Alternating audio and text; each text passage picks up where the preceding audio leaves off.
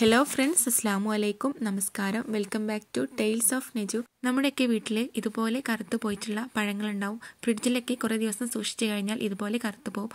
അങ്ങനെയുള്ള പഴങ്ങൾ ഒഴിവാക്കി കളയേണ്ടതില്ല. നമുക്ക് കൈ നനയാതെ തന്നെ മാവൊന്നും കയ്യിലാവാതെ എളുപ്പത്തിൽ ഉണ്ടാക്കാൻ പറ്റിയിട്ടുള്ള നല്ലൊരു ഹെൽത്തി ആയിട്ടുള്ള ഈവനിങ് സ്നാക്കുമായിട്ടാണ് ഇന്നത്തെ വീഡിയോ.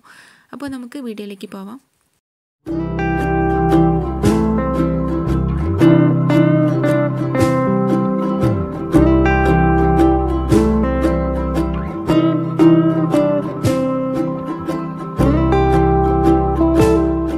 അപ്പോൾ നമുക്ക് വീഡിയോയിലേക്ക് പോവാം. ഈ ഒരു സ്നാക്കിന് വേണ്ടി ഞാൻ ഒറ്റ പഴമാണ് എടുത്തിട്ടുള്ളത്. നല്ല പഴുത്തതല്ല, പുറം ഭാഗം കറുത്ത് പോയിട്ടുള്ള ഒരു പഴമാണ്. അപ്പോൾ ഞാൻ പഴത്തിൻ്റെ തൊലിയൊക്കെ റിമൂവ് ആക്കിയിട്ട് അതൊന്ന് ചെറുതാക്കിയിട്ടൊന്ന് കട്ട് ചെയ്തെടുക്കുന്നുണ്ട്. ഇനി നമുക്കൊരു മിക്സിയുടെ ചെറിയ ജാറിലേക്ക് ഇട്ട് കൊടുക്കാം. അങ്ങനെ ഒരു പഴം ഒരു മിക്സിയുടെ ജാറിലേക്ക് ഇട്ട് കൊടുക്കുക. പിന്നെ ഇതിലേക്ക് ആവശ്യമായിട്ടുള്ളത് കുറച്ച് തേങ്ങയാണ്. ഞാനൊരു 2-3 ടീസ്പൂൺ തേങ്ങയാണ് എടുത്തിട്ടുള്ളത്. അപ്പോൾ തേങ്ങ കൂടെ ഈ മിക്സിയുടെ ജാറിലേക്ക് ഇട്ട് കൊടുക്കുക. പിന്നെ ഇതിലേക്ക് ആവശ്യമായിട്ടുള്ള പഞ്ചസാരയാണ് ചേർത്ത് കൊടുത്തിട്ടുള്ളത്. പിന്നെ ഒരു ഫ്ലേവറിന് വേണ്ടിയിട്ട് 3 ഏലക്കായ ചേർത്ത് കൊടുത്തിട്ടുണ്ട്. അതിനുശേഷം 1/2 ടീസ്പൂൺ ചെറിയ ജീരകം കൂടെ ചേർത്ത് കൊടുക്കാം. ഇനി ഇതൊന്ന് അരച്ചെടുക്കാനായിട്ട് ഒരു 1/4 കപ്പ് പാലാണ് ഒഴിച്ചു കൊടുത്തിട്ടുള്ളത്. കുറച്ച് പാലൊഴിച്ച് കൊടുത്താൽ മതിയാവും ഇതൊന്ന് അരച്ചു വരാനായിട്ട്. ഇപ്പോൾ ഇതാ നല്ല ഫൈനായിട്ട് തന്നെ അരച്ചെടുത്തിട്ടുണ്ട്. ഇതുപോലെ ഒന്ന് അരച്ചെടുക്കാം. എന്നിട്ട് മറ്റൊരു ബൗളിലേക്ക് ഇതൊന്ന് മാറ്റിയെടുക്കാം. നമുക്കിത് വളരെ സിമ്പിളായിട്ട് ഉണ്ടാക്കാൻ പറ്റിയിട്ടുള്ള നല്ല ഹെൽത്തി ആയിട്ടുള്ളൊരു സ്നാക്കാണ്. അപ്പോൾ ഇതാ പഴമൊക്കെ നന്നായിട്ട് അരച്ചെടുത്ത് വന്നിട്ടുണ്ട്. ഇനി ഞാൻ ഇതിലേക്ക് ചേർത്ത് കൊടുക്കുന്നത് ഗോതമ്പ് പൊടിയാണ്. 1 കപ്പ് ഗോതമ്പ് പൊടി എടുത്തിട്ടുണ്ട്. അപ്പോൾ ഇതിലേക്ക് എത്രയാണോ ഗോതമ്പ് പൊടി ആവശ്യമായിട്ടുള്ളത് അത് ചേർത്ത് കൊടുക്കുക. അതായത് ഈ ഒരു മാവ് അത്യാവശ്യം തിക്നെസ്സിൽ തന്നെയാണ് കിട്ടേണ്ടത്. അപ്പോൾ നിങ്ങൾ മാവ് ചേർത്ത് കൊടുക്കുന്ന സമയത്ത് ഒന്ന് നോക്കിയിട്ട് ചേർത്ത് കൊടുക്കുക.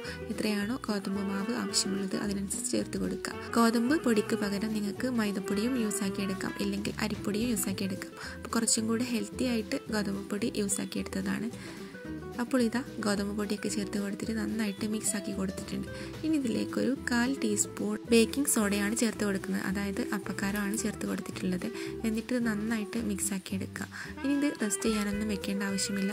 നമ്മൾ ഈ മാവ് ഉണ്ടാക്കിയ സമയത്ത് തന്നെ നമുക്കിത് ചുട്ടെടുക്കാനായിട്ട് പറ്റും.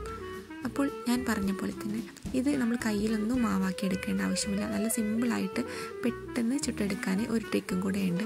സാധാരണ നമ്മൾ കൈ വെച്ചിട്ടോ അല്ലെങ്കിൽ സ്പൂണോ തവിയൊക്കെ വെച്ചിട്ടാണ് ആക്കിയെടുക്കുക. ഇപ്പോൾ ഞാൻ ആക്കിയെടുക്കുന്നത് നമ്മൾ ഇതുപോലെ ഒഴിവാക്കിയിട്ടുള്ള ഓയിലൊക്കെ കൊണ്ടുവന്നിട്ടുള്ള കവർ ഉണ്ടാവുമല്ലോ, അതുപോലെ പാലിൻ്റെ കവറ്, വെളിച്ചെണ്ണയുടെ കവറ്, ഇങ്ങനെയുള്ള കവറുകളൊന്നും ഒഴിവാക്കിയെടുക്കേണ്ട ആവശ്യമില്ല.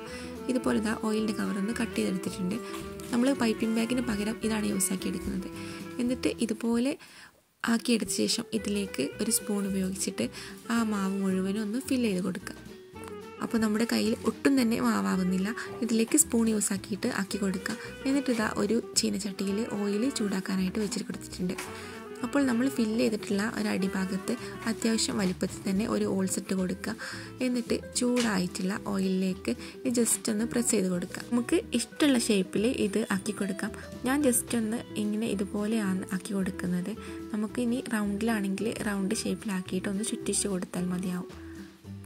ഇതാവുമ്പോൾ നല്ല സിമ്പിളാണ്. അതായത് ഈ ഒരു കവറിലേക്ക് തന്നെ ഫുള്ള് മാവും ഫില്ലാക്കിയിട്ട് ജസ്റ്റ് ഒന്ന് പ്രസ് ചെയ്ത് കൊടുത്താൽ മതിയാവും. എന്നിട്ട് ഫ്ലെയിം മീഡിയം ടു ലോയിലിട്ടിട്ട് ഒന്ന് കുക്കാക്കി എടുക്കുക.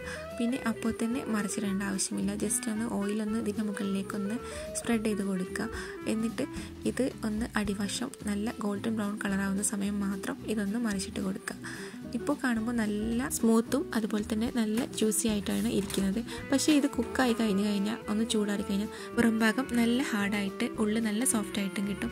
നല്ല ടേസ്റ്റി ആയിട്ടുള്ള ഒരു സ്നാക്കാണ്. അതുപോലെ തന്നെ നല്ല ഹെൽത്തിയുമാണ്. ഒരു 5 മിനിറ്റ് മതിയാവും ഇത് ഉണ്ടാക്കിയെടുക്കാനും അതുപോലെ തന്നെ ഇതിൻ്റെ മാവൊക്കെ ഉണ്ടാക്കിയെടുക്കാനും. പെട്ടെന്ന് ഉണ്ടാക്കുന്ന ഒരു സ്നാക്കാണ്. അപ്പോൾ ഇതാ ഒരു ഭാഗം നല്ല ഗോൾഡൻ ബ്രൗൺ കളർ ആയിട്ടുണ്ട്. ഇനി ജസ്റ്റ് ഒന്ന് മറിച്ചിട്ട് കൊടുക്കുക. എന്നിട്ടൊരു മീഡിയം ടു ലോ ഫ്ലെയിമിൽ ഒരു 2 മിനിറ്റ് എങ്ങാനും വെച്ച് കൊടുത്തു കഴിഞ്ഞാൽ നല്ല ടേസ്റ്റിയും അതുപോലെ തന്നെ സിമ്പിളും ആയിട്ടുള്ള സ്നാക്ക് റെഡി ആയിട്ടുണ്ട്. അപ്പോൾ ഈ ഒരു സ്നാക്ക് ഉണ്ടാക്കുമ്പോൾ ഉള്ള സമയലാഭവും അതുപോലെ തന്നെ കയ്യിലൊന്നും മാവാക്കാതെ എളുപ്പത്തിൽ ഉണ്ടാക്കിയെടുക്കാൻ പറ്റിയിട്ടുള്ള, കുട്ടികളൊക്കെ സ്കൂൾ വിട്ട് വരുമ്പോൾ എളുപ്പത്തിൽ ഉണ്ടാക്കി കൊടുക്കാൻ പറ്റിയിട്ടുള്ള നല്ല അടിപൊളി സ്നാക്കാണ്. അപ്പോൾ എല്ലാവരും ഒന്ന് ട്രൈ ആക്കി നോക്കുക. ഇതുപോലെ ഒഴിഞ്ഞ കവറുകളൊക്കെ വീട്ടിലുണ്ടാവും. അത് ജസ്റ്റ് ഒന്ന് കഴുകിയെടുത്ത ശേഷം അതിൽ ഇതുപോലെ മാവ് ഫില്ലാക്കിയിട്ട് നിങ്ങൾക്ക് ഇഷ്ടമുള്ള ഷേപ്പിൽ ആക്കിയെടുക്കാം. അപ്പോൾ ഞാൻ ഇതുപോലെ തന്നെ ബാക്കിയുള്ള മാവുകളൊക്കെ യൂസ് ആക്കിയിട്ട് സ്നാക്ക് ഉണ്ടാക്കിയെടുക്കുന്നുണ്ട്. പിന്നെ എൻ്റെ ചാനൽ ആദ്യമായിട്ട് കാണുന്ന ഏതെങ്കിലും കൂട്ടുകാരുണ്ടെങ്കിൽ ചാനലൊന്ന് സബ്സ്ക്രൈബ് ചെയ്യുക.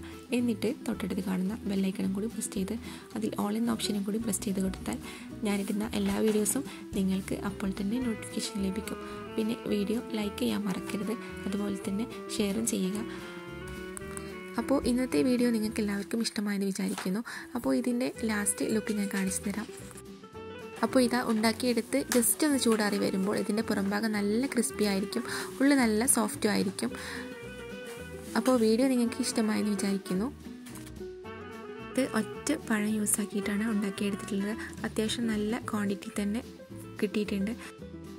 അപ്പോൾ ഇന്നത്തെ വീഡിയോ യൂസ്ഫുൾ ആയെന്ന് വിചാരിക്കുന്നു. മറ്റൊരു വീഡിയോ ആയിട്ട് വീണ്ടും വരാം. അതുവരേക്കും ബൈ. Thanks for watching.